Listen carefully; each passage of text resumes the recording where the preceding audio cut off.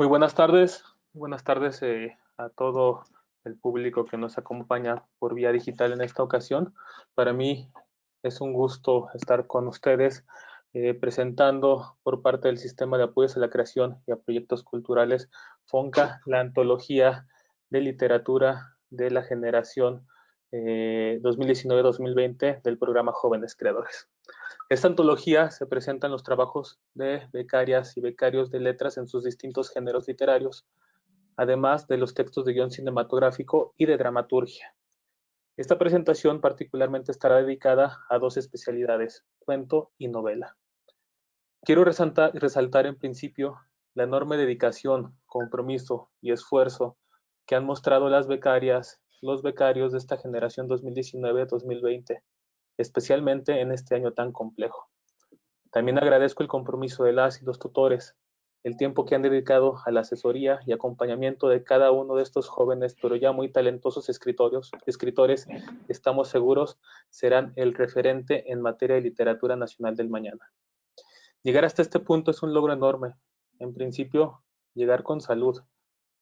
La pandemia que hoy vivimos nos obliga al distanciamiento social y a utilizar las herramientas digitales para reinventar las formas de convivir, de socializar, de reflexionar sobre el acto creativo y en este caso también de presentar los resultados de 12 meses de un muy arduo proceso en condiciones sumamente adversas. Aún así, los resultados son más que aplaudibles por la excelencia alcanzada. En este primer bloque de la presentación, iniciaremos con la especialidad de cuento. Me enorgullece enormemente compartir este espacio con los tutores Magali Tercero, Elmer Mendoza, David Toscana, Antonio Malpica y César Silva. Muchísimas gracias por acompañarnos. La generación de cuento 2019-2020 de jóvenes creadores está compuesta por 11 escritoras y escritores provenientes de Ciudad de México, Jalisco, Querétaro y Sonora. Para presentarlos, me permito ceder la palabra al maestro Elmer Mendoza.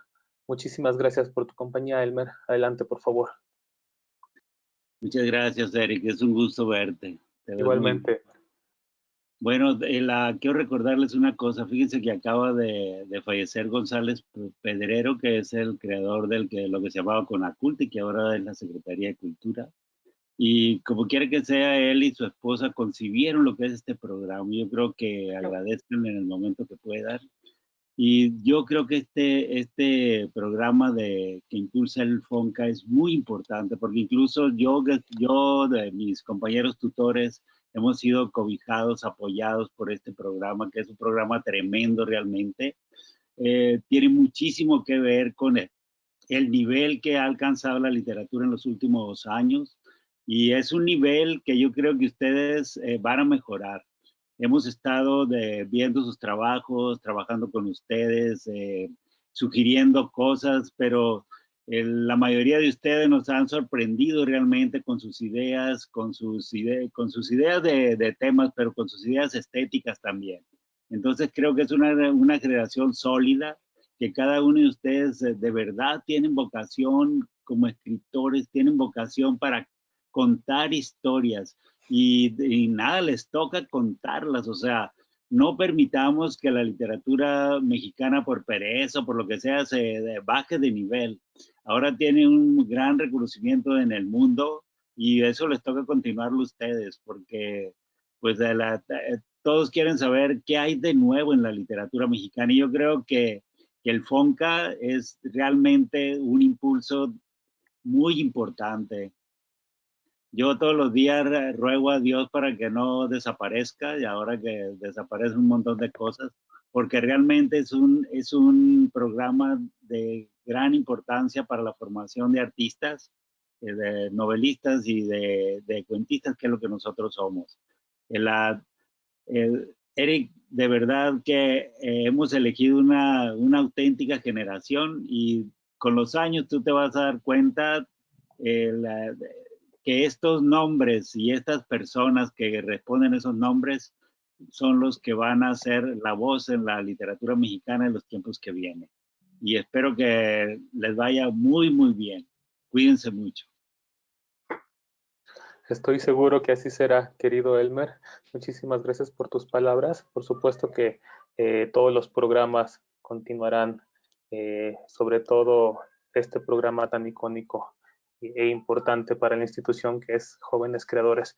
Entonces tengan la certeza que continuarán generaciones y generaciones en adelante y que seguramente veremos a estos nombres que vemos hoy en pantalla en el papel de tutores en el futuro. Eh, Adelante, por favor, Ana, si quieres ceder la palabra a cada una nuestras participaciones. Muchas gracias, Eric. Sí, le cedemos la palabra a Lola Ancira. Hola, yo también quiero agradecer mucho por este apoyo que me permitió concluir con mi proyecto que se titula Despojos, que consta de 10 cuentos, y también agradecer muchísimo a mis tutores que estuvieron al pendiente de todas mis entregas y me hicieron comentarios muy pertinentes. Voy a dar inicio a mi lectura.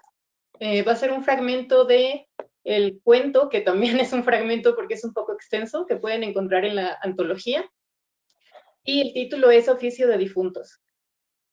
10:50. Josefina abrió los ojos de repente y se descubrió en la penumbra. Sintió un dolor punzante en el cuello y se pasó la mano por la nuca para tratar de aliviarlo. Miró el reloj en su celular y la pantalla no mostró notificación alguna. Aunque se alertó por la hora, trató de tranquilizarse pensando que Dalia seguía celebrando sin notar lo tarde que era. Lo único que Josefina sabía hacer con su rudimentario celular era recibir y hacer llamadas, así que marcó el teléfono de su nieta, uno de los escasos números registrados. El sonido de llamada se extendió hasta que escuchó varias veces el buzón de voz activarse. Se quedó mirando los sepulcros más altos del San Francisco, donde los fantasmas estaban tan viejos y cansados que ya ni espantaban. Frase que ella repetía si un parroquiano mostraba temor del camposanto. Les hablaba de los espíritus de cientos de quemados del teatro incendiado hacía más de 100 años, de Raulito, un bebé que obraba milagros, de las madres que fallecieron un 10 de mayo en un accidente de carretera cuando viajaban para celebrar su día en otro municipio. Espíritus exhaustos e inofensivos. Miedo hay que tener de los vivos, aseguraba. Acompañada por unas moscas zumbando sobre la verdura picada, siguió marcando el número hasta que su brazo izquierdo y su oreja se entumieron. Pensó qué más hacer, a quién contactar. En la policía le dirían que tendría que esperar a que apareciera el cuerpo de su nieta. Nunca actuaban. Ya no había taxis en servicio y caminar los casi 3 kilómetros que la separaban de su nieta era una proeza imposible. Salió sin pensar siquiera en cambiarse las sandalias de plástico por los zapatos de tela. 10 minutos después, regresó cojeando por el dolor insoportable en la rodilla. Tuvo que pasar 2 veces sobre una banqueta en la que un grupo de hombres bebía. La mayoría guardaba silencio ante su presencia, mas había quienes le escupían un pinche bruja al estar cerca. A veces hasta le prohibían a sus esposas, madres o hermanas acercarse a la casa de Josefina, orden que tarde o temprano terminaban por desobedecer, pues tenían fama de tratar cualquier tipo de mal con sus hierbas. Incluso tenía un brebaje especial para las mujeres embarazadas que no querían tener al bebé. Ese era uno de sus secretos mejor guardados. Tras la muerte de su madre, dejó de poner mesas en la calle y prender focos amarillos, de encender el comal y dorar tortillas. El luto se volvió permanente al descubrir que el color negro aminoraba el color tropical y se dedicó por completo a la herbolaria. Hierbas frescas y secas, semillas, raíces, hojas y flores invadieron su hogar. Le llamó a su comadre y le pidió de favor que le mandara a su hijo en la camioneta, porque tenía que salir a buscar a su nieta. La mujer, alarmada, le dijo que éste había salido de la ciudad, regresaría hasta el domingo. Luego trató de calmarla, asegurándole que la muchacha estaba bien, que llegaría de un momento a otro. Josefina colgó. A Dalia la encontró como a sus gatos, en una de sus constantes expediciones por los alrededores del cementerio. Esa mañana sofocante le llamó la atención que unos perros movieran la cola cerca de un bulto en una bolsa de plástico negra. Su instinto la hizo tomar un palo y acercarse agitándolo. Los perros huyeron. Al acercarse un poco más, notó que el bulto se movía. Pensando que era una camada de mistlis, abrió la bolsa. Dentro había un bebé de días de nacido. Tomó el bulto y regresó deprisa a su bosque. Y hasta ahí mi participación. Muchas gracias. Muchas gracias. Muchas gracias, Lola. La siguiente participación es de Bernardo Barrientos Domínguez. Pues muchas gracias a las y los tutores y mis compañeros y compañeras que también estuvieron al pie del cañón durante todo este año.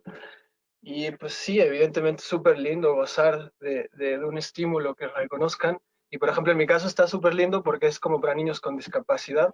Y sí quiero hacer como, quería notar algo, la educación especial no solo atiende a personas con discapacidad, sino también atiende a personas con aptitudes sobresalientes, talento específico, niños de la calle, migrantes, ¿no?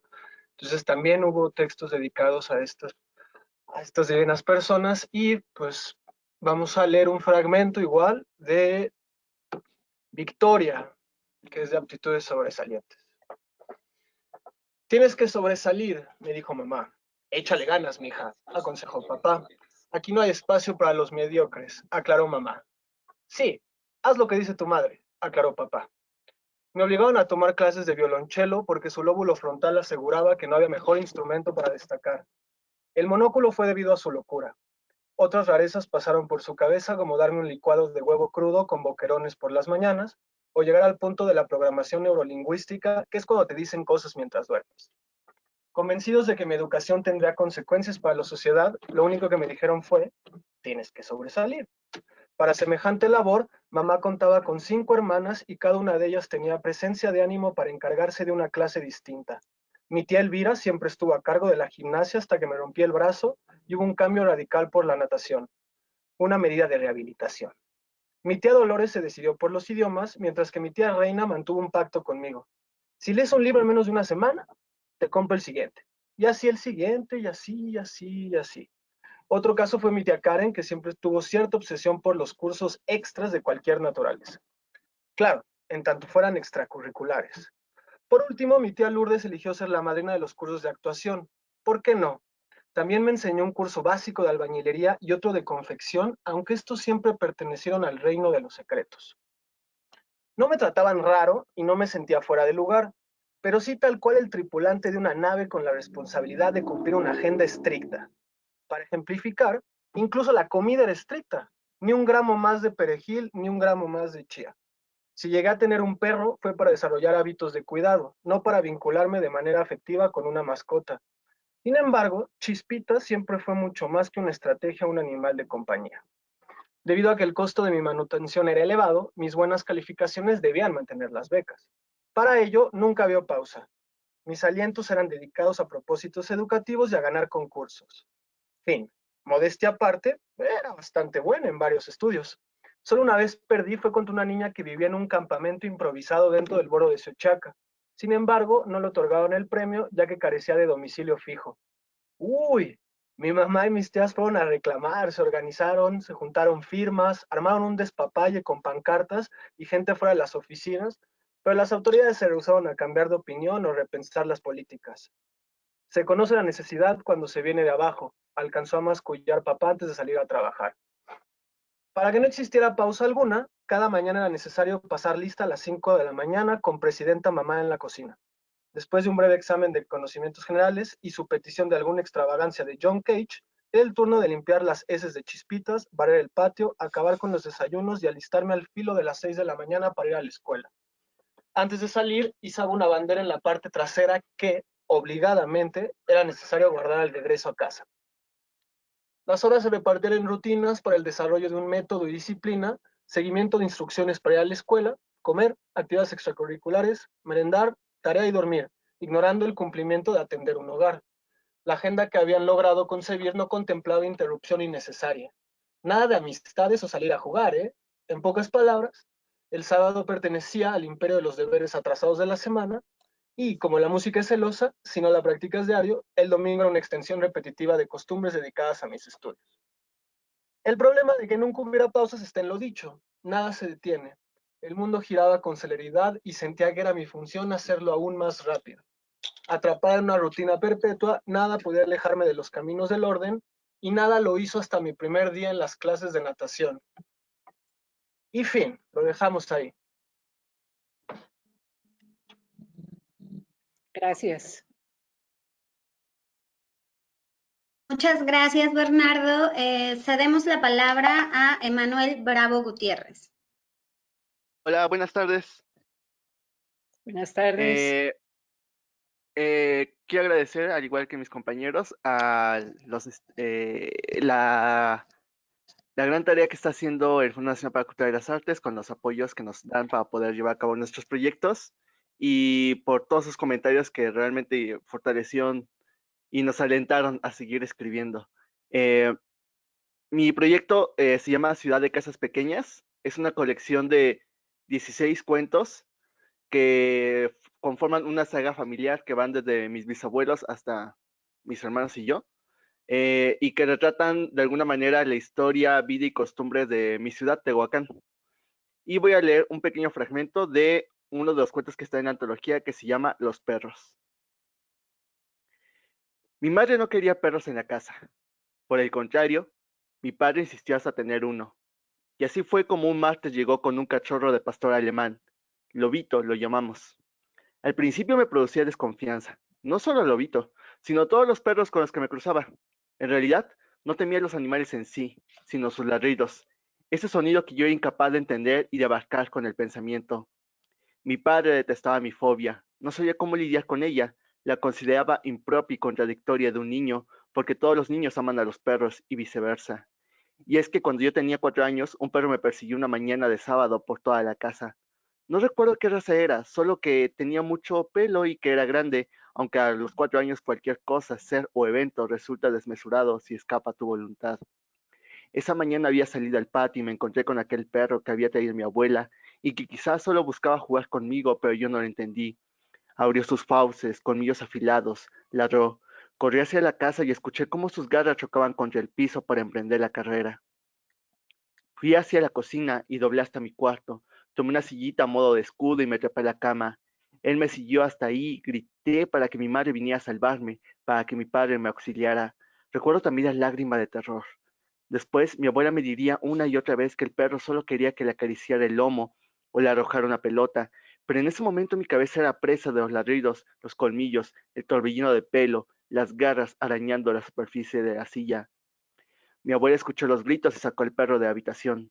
Luego llegaron mis padres y me encontraron hecho un ovillo que lloraba de forma entrecortada. El perro lo asustó, explicó mi abuela, y mis padres confiaron en que la mente de los niños es proclive al olvido. Supieron que algo andaba mal cuando salíamos a la calle y yo buscaba cambiar de acera si un perro se nos acercaba, o que cada vez que escuchaba un ladrido mi espalda se tensaba como el irizar de los gatos. Fue así como mi madre dictaminó que lo mejor era no tener perros en la casa, o por lo menos durante un tiempo en lo que yo crecía y aprendí a lidiar con eso. Pero mi padre buscó la manera de socavar la sentencia materna. Fue así como uno de sus amigos le regaló un pastor alemán para que yo aprendiera a sobrellevar mi miedo. Avancé lentamente con mi afecto hacia Lobito. Había pasado unos 3 años desde el incidente con el perro de mi abuela, y para ese entonces me resultaba absurdo y difícil conservar aquella fobia. Lobito era un cachorro de moderado entusiasmo, lo cual ayudaba bastante. Aprendí a acercarme a él sin que saltara sobre sus 2 patas, que permanecía quieto mientras mis manos recorrían su pelaje, o sin que meneara la cola. Por otra parte, mis hermanos reaccionaban sintiendo y de forma espontánea, como corresponde a un niño comportarse con una mascota. La placidez inusual de Lobito hizo sospechar a mi padre. Ese perro no está bien, comentó después de una comida. Tenía razón. Cada vez veíamos su ánimo más apagado, rara vez salía de su casita, cada vez pasaba más horas durmiendo, su avanzar se hizo lento, torpe. Lo llevaron al veterinario, el diagnóstico fue moquillo. Al cabo de unos días, Lobito dejó de comer, y la noche siguiente lo vimos salir de su casita para vomitar en medio de irregulares estertores. Mi padre lo llevó a la veterinaria el Arca de Noé. No regresó hasta la mañana siguiente. Imagino a mi padre incapaz de dormir o de regresar a casa, pese a que los veterinarios le insisten que estarán pendientes del cachorro y realizarán una llamada por teléfono en caso de cualquier noticia. Mi padre, un hombre que aún no ha cumplido los 30 años, con un amor infantil y genuino hacia los perros, le dice que no es ninguna molestia estar ahí, que no puede volver a casa hasta que su mascota esté sana y así poder confortar a sus 3 hijos. Sé que aquella noche la pasó cerca del lobito en una pose patética, sosteniéndole las patas, acariciándole la cabeza, el lomo que era presa de vómitos. Quizá Lobito se sintió seguro y agradecido de que su amo estuviera con él en ese lugar de superficies metálicas, frías, de aromas penetrantes, ácidos y artificiales, de manos enguantadas que lo examinaban sin cariño y que le introducían en la carne agujas y tubos. Mi padre llegó a la mañana siguiente, tenía el rostro pálido, nos anunció que no había podido salvar a Lobito, pero que su muerte fue tranquila. No sufrió y este hecho debía confortarnos. El cadáver lo enterramos en el patio trasero, el lugar donde vivía Torres, nuestro espectral huésped, y donde se enterraban a todos los animales de la granja. Debido a los numerosos árboles plantados ahí, recibía poca luz. Un muro de 6 metros de alto, de ladrillo rojo y cubierto de musgo, debido a la humedad reinante, delimitada la propiedad vecina. Un espacio real en una ciudad desértica, siniestra a la hora de atardecer. De los otros mezquites colgaban como serpientes los tallos espinados de las pitahayas. Era ahí donde se enterraban las gallinas atacadas por la gripe o la viruela, las guajolotas violadas por machos que generalmente atacaban en grupo, los gatos envenenados por los vecinos, las placentas de las cabras que a veces morían en el parto o sus crías muertas al nacer. Habríamos querido que Lobito descansara en otro lugar, menos aterrador y lúgubre, menos cuajado del alma de otros animales. Y mi madre, que tenía que consolarnos a mis hermanos y a mí, en ese momento solo pudo reclamar: ¿ven? Por eso no quería perros en la casa. Y así lo dejo.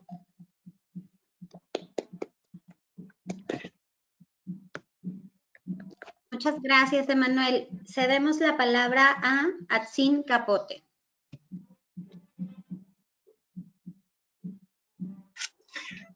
Bien, muchas gracias.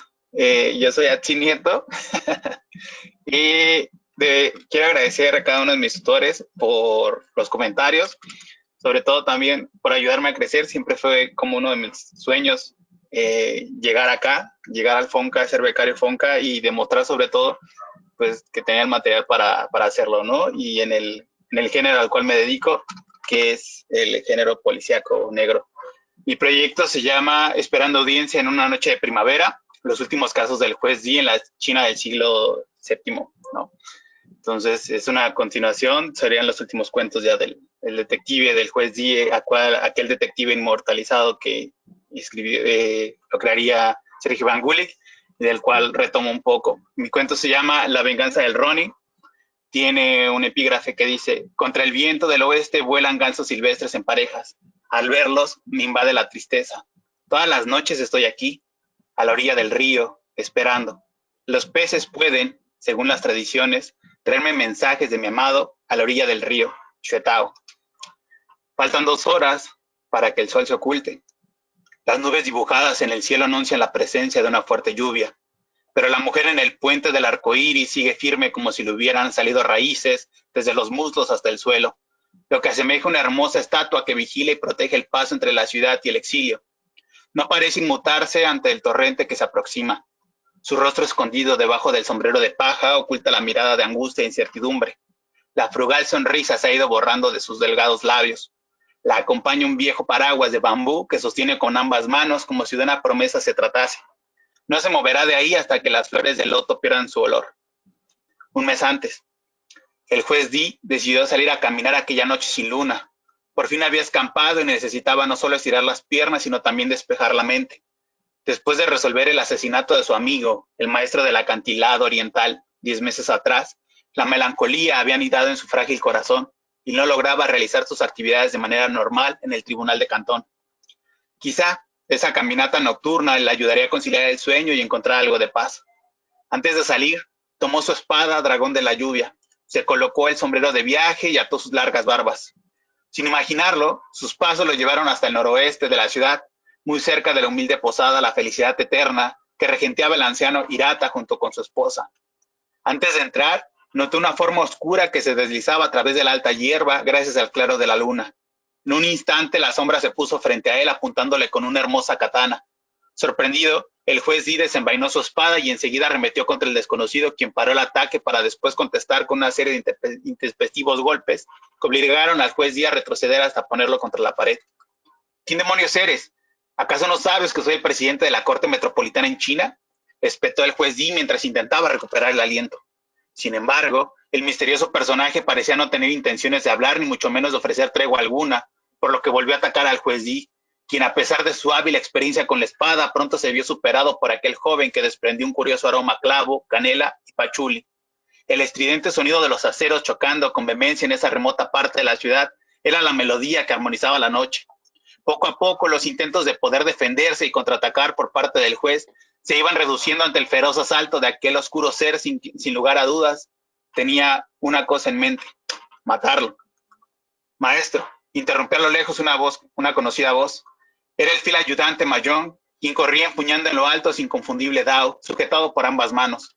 Antes de verse acorralado, el hombre de la katana trepó con felina agilidad hacia una de las paredes para después perderse entre los techos puntiagudos de las tejas de las casas vecinas, no sin antes dejar escuchar un rugido prolongado que desgarró el silencio nocturno.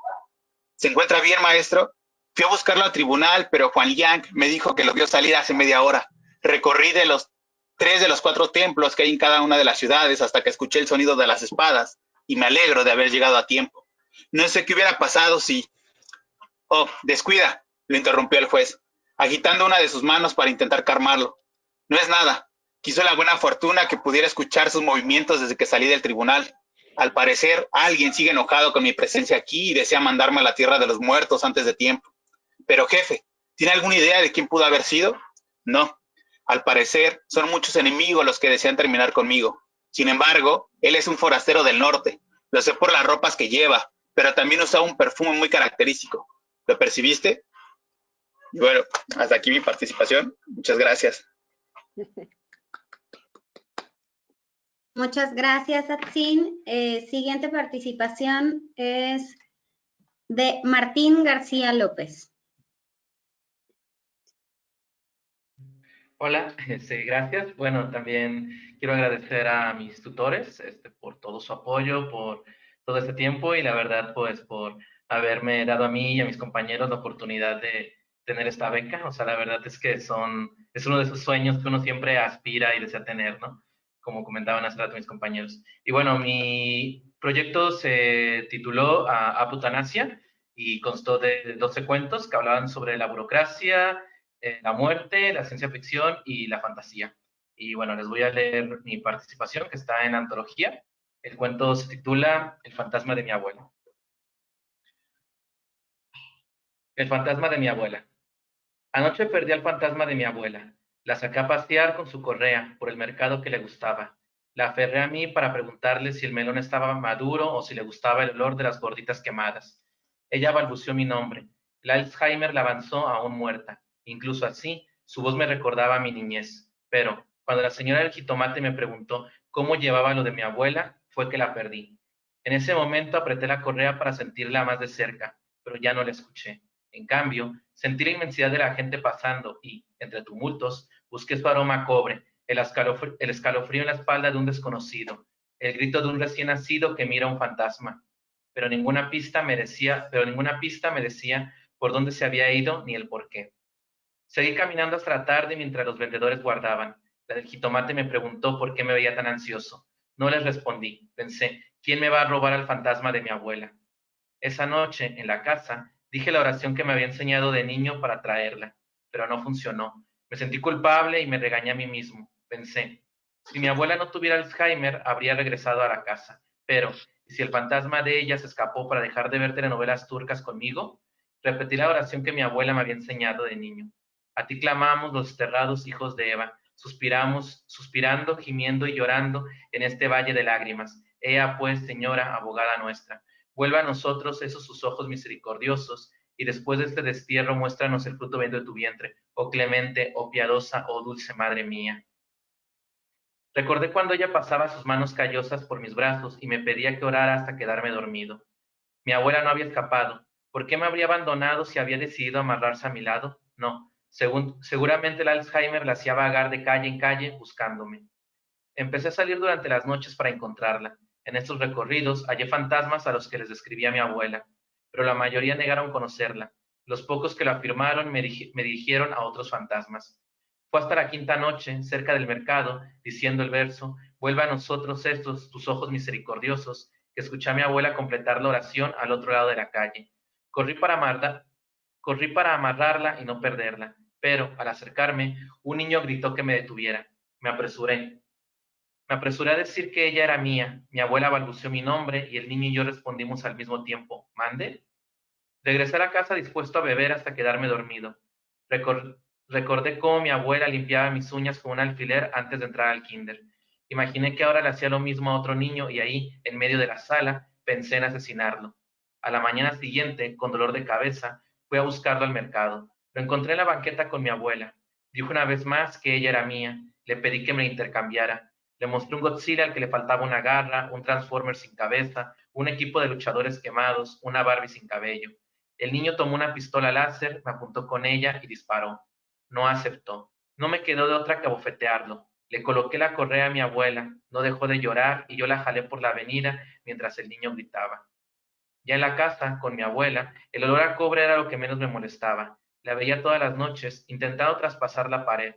La amarré frente a la televisión para que viéramos sus telenovelas turcas. Yo aplaqué sus gemidos con cerveza, pero la observé tan ansiosa, sabiendo que el alcoholismo y el Alzheimer se llevan en la sangre, que sus gritos me devolvieron a mi infancia.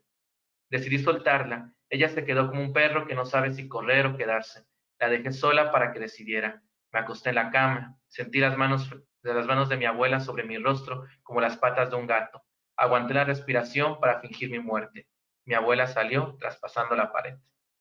Y ya, gracias. Gracias, Martín. En este momento quisiéramos darle la palabra, por favor, a nuestra tutora Magali. Magali, adelante.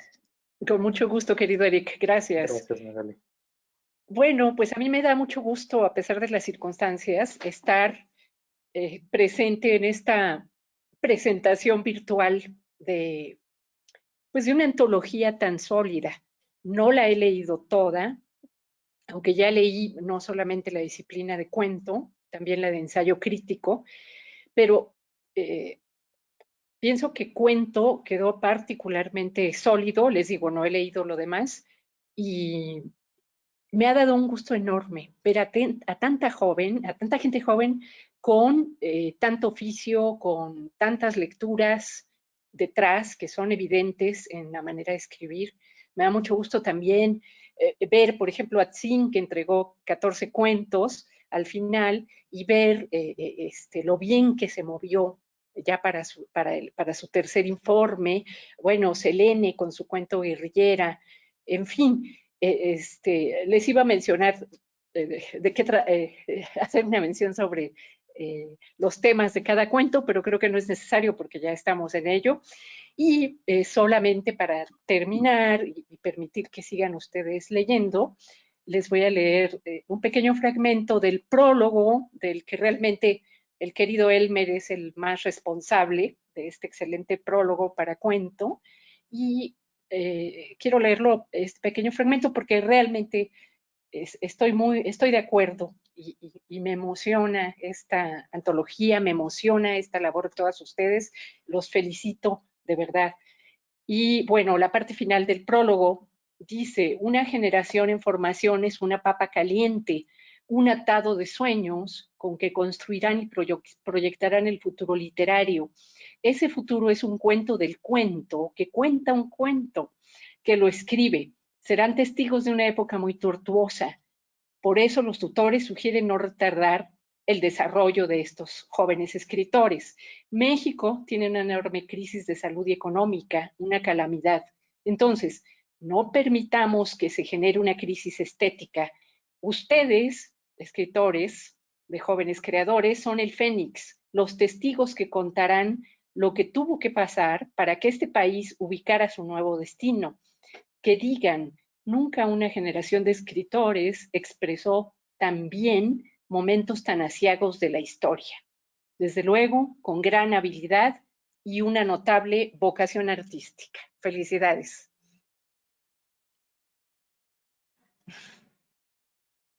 Muchísimas gracias, Magali. De nada. Enormes palabras que están en el prólogo de esta antología.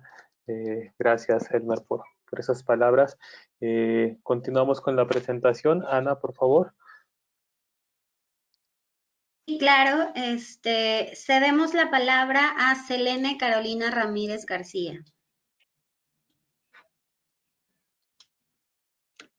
Hola a todas, hola a todos. Yo también quiero agradecer como mis compañeras y mis compañeros a este fondo. Hola Magali.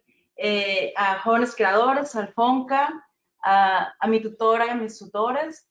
De verdad, pues nos han tocado, como lo mencionaba ahorita Magali en el prólogo, ¿no? Momentos fructuosos, terribles. Pongamos de nuestra parte, en este caso, como bien lo mencionaba también en el lado estético, que seguramente después podrá tener consideraciones incluso ideológicas. Yo les voy a leer un poquitito, 2 páginas de un cuento. Mi proyecto se llama Villa Paraíso, son 8 cuentos que intentan retratar como una especie de recuperación de la memoria. Son relatos de ancianos hacinados en un asilo. Les voy a leer una partecita de uno de los relatos que no está fragmentario, pero yo saqué una cosita de aquí y otra allá. A los 5 años me arrancaron de los brazos de mi madre. Dicen que ella nunca hablaba. Por eso tal vez no me acuerdo de su voz. A mí también me arrancaron a una bebé, pero del vientre. MDLH y mi esposo me llevaron a abortar sin mi consentimiento. MDLH era escritora, sin duda una de las escritoras sonorenses más reconocidas en la historia nacional. Escuelas, museos y calles llevan su nombre.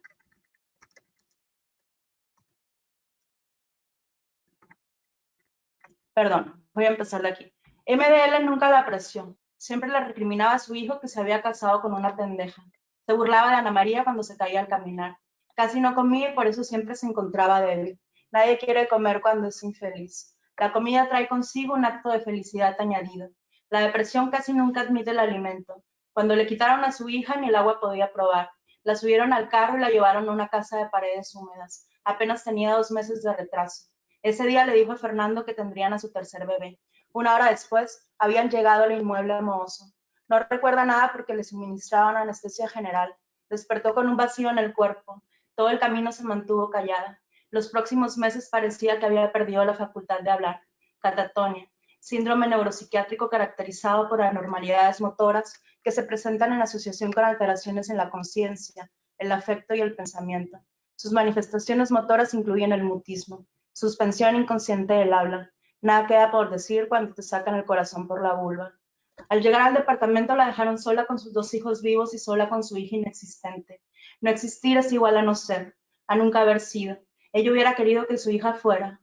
La realidad por antonomasia responde a lo real en términos ontológicos. Después de eso siempre estuvo sola. La soledad no es la ausencia de personas, la soledad es la inexistencia. La cánula flexible dilató su cuello uterino. Ella estuvo inconsciente durante todo el proceso. Fernando salió a caminar mientras su esposa yacía suspendida con el pubis al aire. Paseó por la plaza y se compró unos esquites. Los saboreó. MDLH se fumó unos cigarros de tabaco importado que ella misma olió. Pensaba en una edición conmemorativa de textos de la revolución que estaba dirigiendo. Odiaba a la gente de su equipo porque eran unos ignorantes que no sabían hacer su trabajo, decía. La partera insertaba en la cavidad pélvica de Ana María un pedazo de lana enrollada, sumergida en distintas resinas naturales para acelerar la inducción del feto. No portaba guantes quirúrgicos y había desinfectado el espacio con vinagre. La cánula era de reuso. No había ninguna infección o virus que el vinagre no matara, decía. Pensemos que lo decía. La jeringa tampoco era nueva. Las mantas que cubrían la cama la habían acompañado durante muchas décadas. Los colores de estas oscilaban entre el bermejo y el marrón, y en ocasiones no hacía falta lavarlas. Los restos del feto fueron depositados en una cacerola de barro. Después fueron vertidos en el agujero de la composta. Ecología. En la recámara se escuchaba solamente el ruido del radio que sintonizaba una estación de viejitas pero bonitas. Los movimientos de la partera eran silenciosos. Toda la vida había trabajado con los cuerpos. Era natural su disposición efectiva y sosegada. No hubo sonidos humanos que alteraran la pieza maestra de la extracción. Ana María despertó con un vacío a la altura del abdomen que le llegaba justo hasta el lenguaje.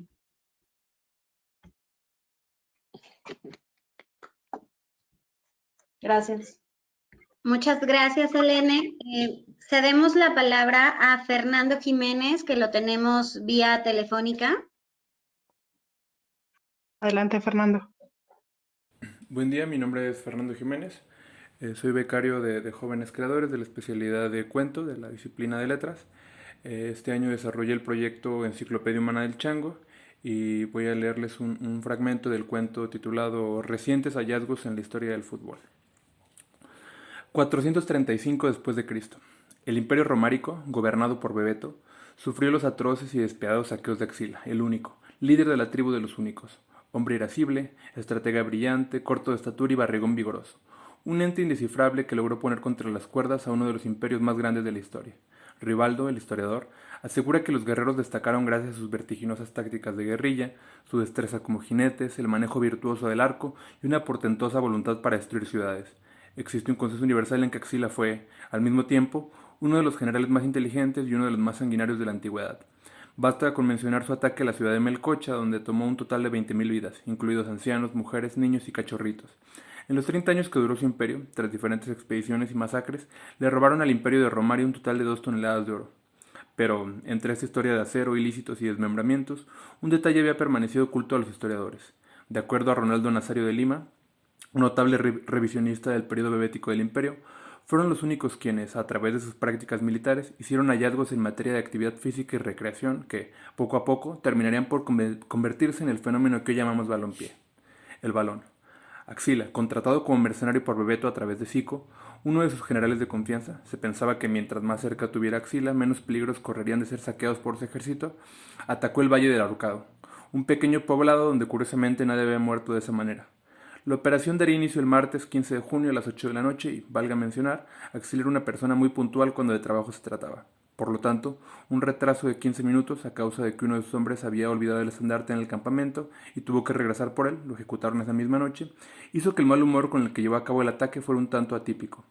Por ejemplo, no le bastó con quemar el sagrado corazón de Krusty, una emblemática panadería del pueblo y lo más cercano a una atracción turística, sino que le ordenó a sus hombres meter a los panaderos en su propio horno y cocinarlos a fuego medio, cuestión que no dejó de ser un problema dado el índice de obesidad en Valle del Ahorcado, sobre todo si consideramos al dueño, quien tenía una barriga tan pronunciada que parecían dos.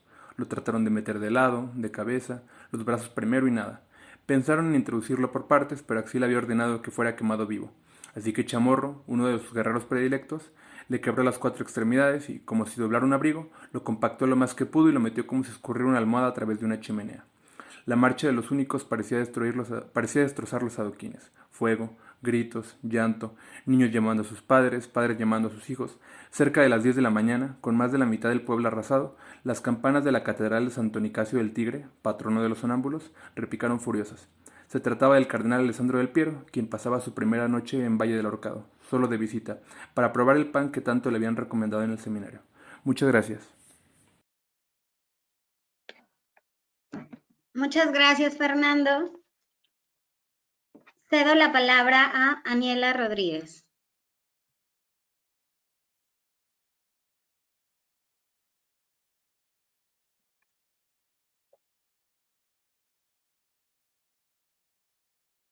Aniela. Hola, ¿me escuchan? Sí. Creo que se trabó un poquito mi micrófono, pero bueno, pues primero que nada quiero agradecer muchísimo al FONCA por apoyar a nuestra generación de artistas. Creo que es un estímulo muy importante, sobre todo en la generación que vivimos y bajo las circunstancias que estamos viviendo.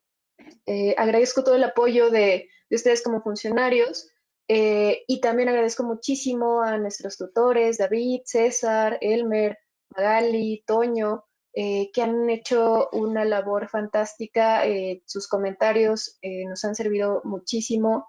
Agradezco a mis compañeros también por escuchar, por compartir sus comentarios. Y bueno, mi proyecto se titula Estado de Gracia. Es una colección de 8 cuentos que tienen como temática central la vida de 8 santas o mártires reconceptualizadas en el contexto de la violencia en México. Y les voy a leer un fragmento de este cuento que se llama Espíritus de Tomar. Esto no tiene ningún pinche sentido, repitió frente al espejo después de bañarse, con la sangre escurriéndole de la entrepierna. Era la primera vez que se pensaba eso de dejarlo, pero luego volvía y recordaba que no, que la cosa no era así. Después de todo, él era el único cabrón que, según sabía, le había conocido las peores mañas y los rincones más secos de su cuerpo, a fuerza de cabalgarla tantas veces por el ansia de tener un hijo que nomás no llegaba. Para su buena fortuna, la imposibilidad del hijo ese y la terquedad de una mula se le fundieron en un mismo envoltorio, y así, aterida por el ardor en la entrepierna de tanto coger y coger, se había montado en un camión que la llevó a ver a la Damiana. Es mucho decir que era una mujer. La Damiana, su naturaleza, más bien se balanceaba entre la gracia de un azotador y el pasmo infinito de una babosa. Vengo a que me ayude, madre, le dijo. Traigo dinero suficiente, si eso es lo que quiere. Y la Damiana, nomás levantando la cabeza, le agarró el billete de 500 y le preguntó qué venía buscando, porque aquí, según el sapo, es la pedrada. Ella pensó primero que esa mujer no le daba ni una pizca de confianza, pero luego se acordó de la ingle enrojecida, del sarpullido que no se controlaba ni a compresas tibias de manzanilla, y ya no le dolió tanto sacar otro billete y decirle: vengo porque necesito que me deje panzona de mi viejo, que a lo mejor ya no me quiere o quién sabe. Y la Damiana, que se negaba a hacer un solo gesto de aprobación o enfado, tomó un par de frascos y le contestó: mira, hijita, lo de tu madre ahora como si fuera nuevo, así que tú vete haciendo la idea de que un día vas a tener que pagárselo, y a lo mejor te va a doler un chingo, pero no te vas a arrepentir, hijita. Tráete una hoja y apúntale, que si no, hizo ese, ya estaba a darle un nombre, darla del hinchazón, el amor que un niño puede, las peores mañas, y decapitar un gallo con romero, pero meses después, y hasta estaba comenzando a presumirlo a las viejas chismosas de la cuadra, para que vieran que sí, que a ella su viejo sí la quería, no como a otras, que nada más las tienen para que les alcen la casa y les tengan lista la caguama fría cuando vuelven. Y cuando estuvo lista para ver nacer a su chamaco, y ya que el señor había vuelto a mirarla a la cara y que incluso le hablaba con un dejo de cariño entre los dientes, ella se había convencido de que la Santísima prometía y cumplía. Y así se fue creyendo todo ese idilio del embarazo y el matrimonio feliz por un par de semanas, meses enteros, hasta que un día, mientras trataba de impermeabilizar el techo, el viejo le dio un traspié y se cayó de la azotea, que finalmente no estaba tan lejos del piso, pero cayó de boca y el cráneo se le fracturó al instante, dejando un charco colorado que le envolvió todo con su delicadeza. Así se las cobra la flaca, hijita. Ya no hay nada que pueda hacer por ti. El chamaco se te dio. ¿A poco creías que era de a gratis? Le dijo la Damiana el día que fue a verla, puños apretados y el cabello revuelto porque no encontraba siquiera la gana de arreglárselo. Ya no le importaba que nadie la viera. Estaba hasta el huevo de escondérsela a las canijas chacoteras que no la bajaban de matamaridos, de ave de mal presagio. Fue a visitarla no porque creyera que ella podría regresarle a su viejo. Pendeja tampoco era, pero sí porque algo allá adentro se le estaba comiendo.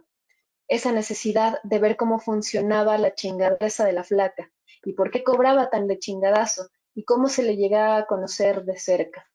Ella quería ponérsela enfrente y dejarle saber que la admiraba, que aunque se hubiera llevado al jodido ese, le había hecho entender que ella no necesitaba a nadie ahí metido rascándose los tanates, sin hacer nada. ¿A dónde le llamaba uno? ¿En qué buzón podía echarle sus respetos y sus agradecimientos? La Damiana le dijo que a la Santa Muerte uno no le invoca así nomás. La patrona tiene su carácter, pero aquí estás ya, hijita, y yo quiero que triunfes en la vida. ¿Tienes tiempo? Te voy a enseñar lo que es ponerse del lado bueno de la moneda. Y hasta aquí mi participación. Muchísimas Muchas gracias, Daniela.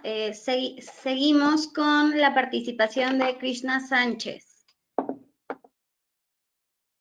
Hola, ¿qué tal? Espero que me escuchen y me vean bien.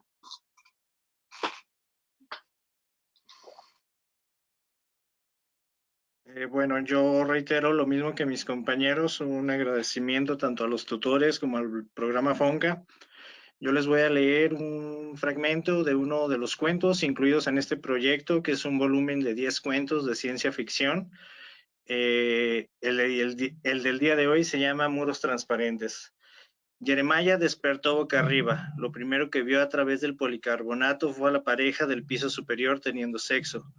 Disfrutaban haciéndolo de pie a un costado de su cama, como solían practicar 2 o cada 3 días. A Jeremiah le resultó hipnótica la oscilación sincronizada de los senos y los testículos. Apartó la mirada del techo y se incorporó de inmediato. Su premura se debía a la hora que era, no por causa del pudor. Tendió la cama, se quitó la pijama y la guardó en una cajonera. A través del suelo cristalino divisaba la abismal sucesión de los dormitorios inferiores, donde los demás habitantes realizaban las mismas acciones que él. Los departamentos guardaban una sucesión vertical en estricta disposición simétrica. Quizá ese acomodo contribuía a que la rutina de los ocupantes coincidiera puntualmente. Jeremiah entró en el baño, sacó del botiquín un frasco de diazepam y tragó un puñado de pastillas sin contarlas. Se cepilló los dientes y tomó una ducha. Al meterse bajo el chorro de la regadera, saludó con un ligero ademán a su vecino, el señor Marfan, sentado en el retrete al otro lado del muro traslúcido. Jeremiah le permitió continuar con sus asuntos sin distracciones y se enjabonó rápido el rostro. La cortesía y la discreción eran dos cualidades indispensables cuando se habitaba en el 100º piso de un rascacielos donde incluso las cañerías eran transparentes. Con algo de imaginación, el lugar se asemejaba a un castillo de hielo, pero el encanto se desvanecía muy pronto dentro de esa carcasa hermética. Jeremiah, envuelto en una bata de baño, cruzó su departamento. En la cocina, encendió el procesador de café y abrió un paquete de galletas verdes. Mientras comía ruidosamente, hojeaba un catálogo de aves extintas. Advirtió la ausencia de su vecina Lucila. Ella acostumbraba a cocinar una olla de avena para desayunar los domingos. Jeremiah echó un vistazo por la diáfana barrera sin encontrarla por ningún lado. Lucila era la única que le simpatizaba de sus vecinos. Ambos se encontraban solteros. Jamás habían mantenido una conversación más allá de un escueto saludo en los corredores del edificio, como designaban los códigos de convivencia vecinal. Pero Jeremiah disfrutaba beber su café dominical con la sobria compañía de Lucila del otro lado. Suspiró en su soledad y continuó con el desayuno, echándola de menos. Más allá de su edificio, Jeremiah apreciaba solo la espesa bruma que dominaba el paisaje citadino.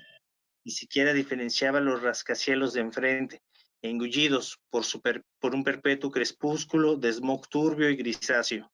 La megalópolis se encontraba sumergida en un denso manto de contaminación atmosférica que reducía al 40% la luz solar. Jeremiah terminaba de beber la segunda taza de café cuando Lucila apareció con varios paquetes y rollos bajo el brazo. Fingió que no le prestaba atención.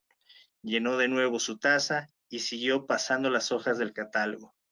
Apreció de reojo que ella desempacaba cosas y alistaba un bricolage. Lucila sumergió una brocha en una lata de pegamento y embadurnó el reverso de los pliegos que había desenrollado. Subió una escalerilla para adherir la tira de papel en el centro del muro. El largo rectángulo mostraba un diseño de flores con tonalidades apasteladas. Jeremiah observó despreocupado cómo ella fue añadiendo más tiras a la franja floreada que se extendió lo suficiente para ocultar la mitad de su figura. Entonces, la verdad lo golpeó por sorpresa. Lucila se proponía empapelar la otra cara del muro. Hasta aquí llega mi lectura. Muchísimas gracias. Muchas gracias, Krishna. Siguiente y último participante de la especialidad, Fernando. Sí, muchas gracias. Yo también quiero agradecer al FONCA por esta oportunidad, a mis tutores siempre con comentarios muy puntuales y a mis compañeros.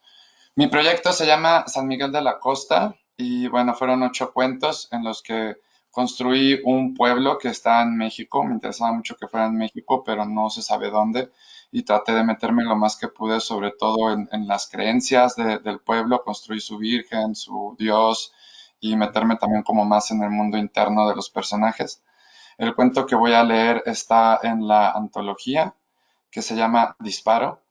Tiene un epígrafe que dice así: el dios cayó del cielo una y otra vez, y cuando se rompió las rodillas, indicó al pueblo la altura precisa en la que debían construir su templo.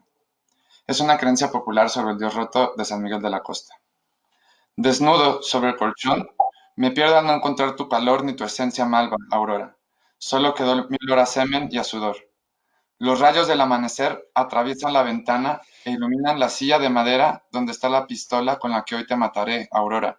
También se encuentra el único saco que tengo, la corbata horrible que me regalaste, la camisa negra que usaré aunque el sol chamusque y la botella de mezcal que me tomaré, porque me chingaré las botellas necesarias para olvidar la tarde en que afuera del templo del dios roto, Porfirio, que desde escuincla fue mi mejor amigo y un culero, me confesó que tú, Aurora, te casarás con el extranjero, que llegó hace unos meses. Aquí, en San Miguel de la Costa, le apodan el muégano, porque en vez de nariz tiene un muégano.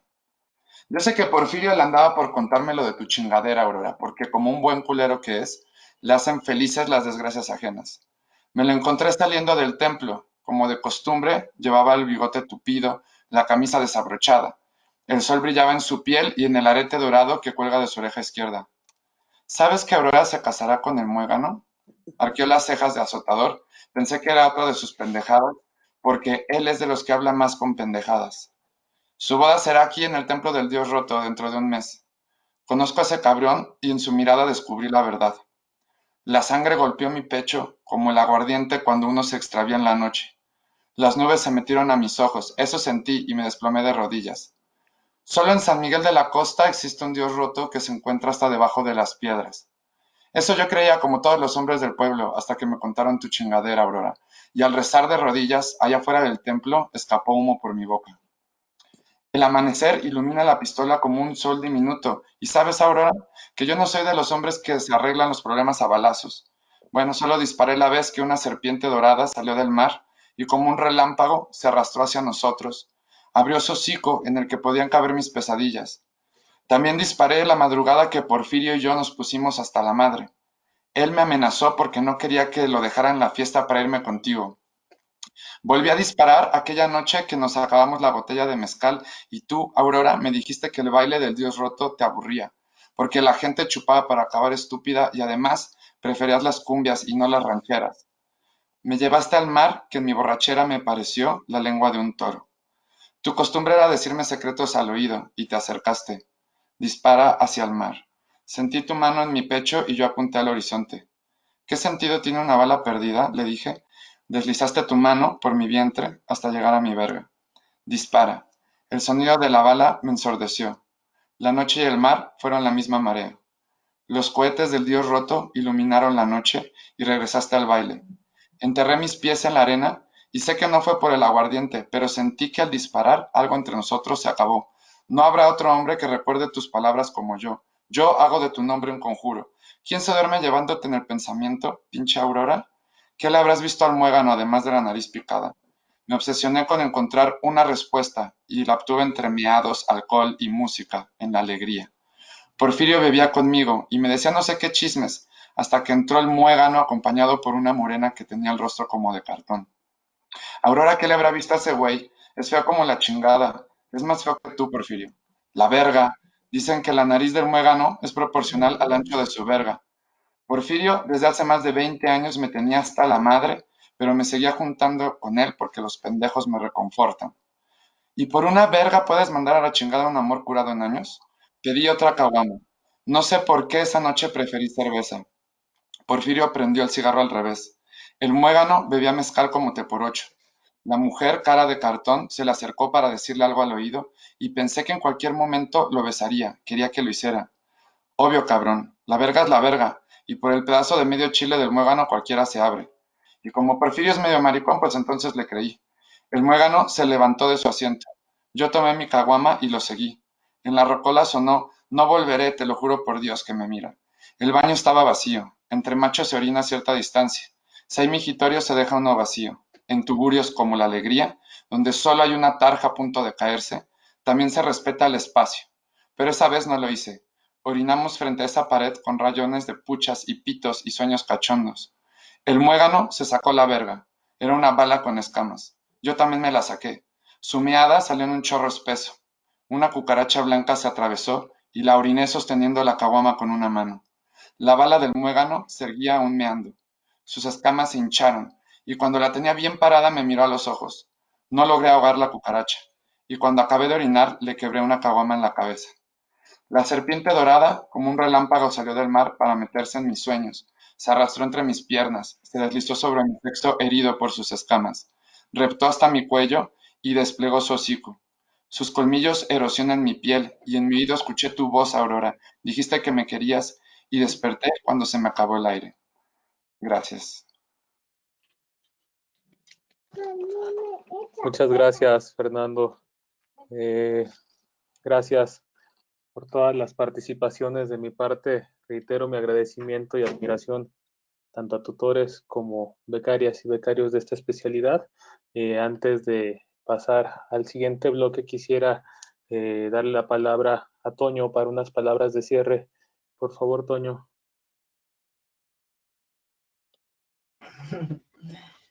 Bueno, pues así como los mismos becarios, yo también quiero agradecer al FONCA y a mis compañeros tutores y a ellos mismos por la oportunidad de haber formado parte de este equipo, en donde pues la verdad vi cómo se gestaron estos proyectos con mucho cariño. Es increíble cómo cuando los seleccionamos, pues no eran más que una semilla y ahora pues ya son proyectos terminados, consolidados, y la verdad es que todos de una manera, pues me atrevo a decir, con todo el cariño y con toda la calidad, porque bueno, pues estuvimos pendientes y estuvimos, pues fuimos parte de ellos, ¿no? Yo también creo, al igual que Elmer, que estos nombres van a dar de qué hablar, y bueno, pues no fue solamente empujar la piedra, sino empujarla cuesta arriba, porque fue un año muy difícil, pero bueno, pues aunque no pudimos ir ni a Cancún ni a Las Vegas, donde creo que siempre se hacen las reuniones, pues aquí estamos, ¿no? Y la verdad es que ha sido un placer, y enhorabuena chicos, a empujar ahora esos proyectos para que se conozcan, porque todos valen mucho la pena. Gracias, Eric, y gracias a toda la gente también de aquel lado por hacerlo posible. Muchísimas gracias. Muchísimas gracias, Toño. Y pues no nos podemos ir sin escuchar a César. Por favor, César, unas palabras de cierre también. Bueno, la verdad ya sería repetir todo lo que dijeron. Simplemente, pues gracias por este año, los quienes trabajaron conmigo muy cercanos, ya saben, ahí estoy para lo que necesiten, igual para todos los demás. A final de cuentas, estos encuentros, fue muy difícil este año, fue muy difícil. Sin embargo, ustedes ya tienen por ahí mi teléfono, alguna manera de comunicarme, lo que necesiten. Créanme que siempre estaré dispuesto y disponible para cualquier duda que quede. Ahí pues les he estado escribiendo algunos, ¿verdad? Pero eso va para todos. Lo que necesiten ya saben. Y gracias también al FONCA y gracias a mis compañeros, a Toscana, que tenía mucho tiempo que no lo veía, que no platicaba con él, a Magali, que es una gran amiga mía, a Toño, que nos terminamos de conocer, y a mi querido amigote Elmer, y a los que se me vayan por ahí. De verdad que gracias a todos. Al contrario, gracias a todos ustedes, al FONCA, a Eric y a todos. Gracias, César. Cuando tomamos la muy difícil decisión de cancelar el primer encuentro a una semana de realizarse, que posteriormente confirmamos que fue una muy buena decisión, yo recibí un correo electrónico del maestro David Toscana, en el que mencionaba que el ejercicio de las letras exigía valor, y eso a mí me dio mucho impulso para continuar todas las procedimientos, todos los convocatorios, todas las gestiones sin descanso, de cualquier forma que pudiéramos encontrar. La virtualidad nos ayudó mucho, pero efectivamente es un ejercicio que requiere valor, y aquí están los resultados. David, por favor, te pediría unas palabras para cerrar esta mesa de cuento.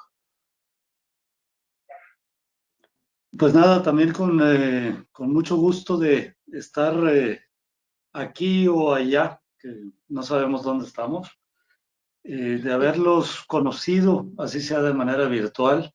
Esto no se compara con la posibilidad que hubiésemos tenido de de compartir estos encuentros con cerveza, con conversaciones, con un trato más personal que nos habría dado la oportunidad de poder atinar más en los comentarios que hacemos, porque importa mucho conocer a la persona para saber por dónde llegarle.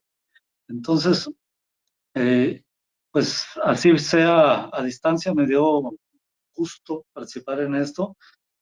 Son ustedes jóvenes creadores. Espero que sigan con el mismo fuego, porque luego el tiempo mata muchas cosas, pero no dejen que mate el fuego, que pasen los años y que de jóvenes creadores los veamos después en el sistema nacional y después como creadores eméritos. La juventud es un momento de combinación de fuego y talento, y de verdad les deseo que las dos cosas se conserven para que crezcan, para que maduren y para que todas esas promesas ya cumplidas se vuelvan en algo sólido, en un edificio literario para nuestras letras.